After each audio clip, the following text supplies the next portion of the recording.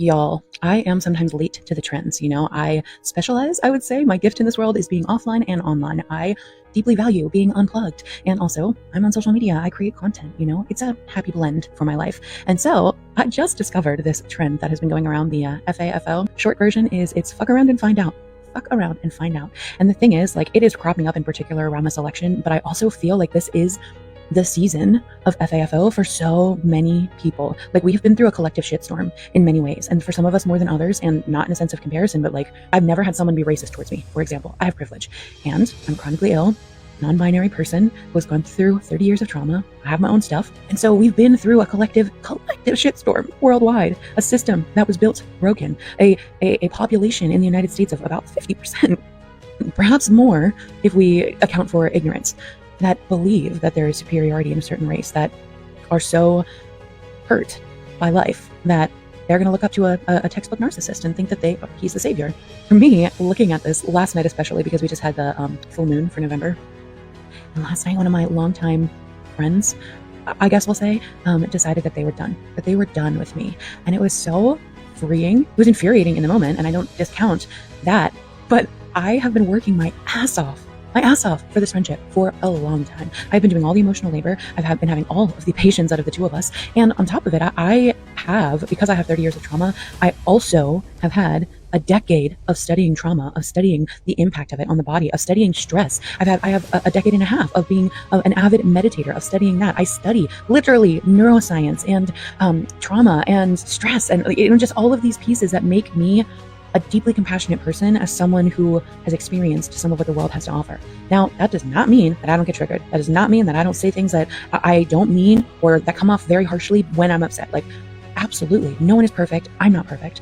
The difference, however, is that I am always willing to sit down and talk it through and process emotionally together and accept responsibility and accountability and apologize and show up and make change. And apparently this year, my evolution, part of this evolution, this level up, this periods and seasons of back-to-back chaos and unraveling is all about this boundary of only allowing people into my life who are also doing their own work and willing to do the work in our relationship together. I had a friend once ask me, what does it mean to be a good friend to you? Not like a good friend in general, right? Not the surface level answers of loyalty and honesty and obviously you want people who are going to be loyal to you when you've earned it, and you'll be loyal to them when they have earned it. You want people that you can trust. You want people that you can be vulnerable with. All of those things come with time, come with practice, and if you don't give your people the opportunity to show up with you, then you are choosing to stay at that level of friendship with them. And there's no shade for that. You are at choice. But I am not a surface level person. My people are not surface level people. And so I didn't realize until the last couple of months, it's been becoming clearer and clearer. And last night, full on full moon energy, we had an inciting and insightful conversation when I suddenly realized that I became friends with this person when I was weak and extremely damaged and would accept anything for friendship. And last night I told this person, I don't feel safe with you in certain respects, not in all respects, but here are the examples in which I don't feel safe. Here are the examples in which you have, I do not say this lightly, literally threatened my life. And I still let them be in my life. I still try to take care of them and be a good friend to them.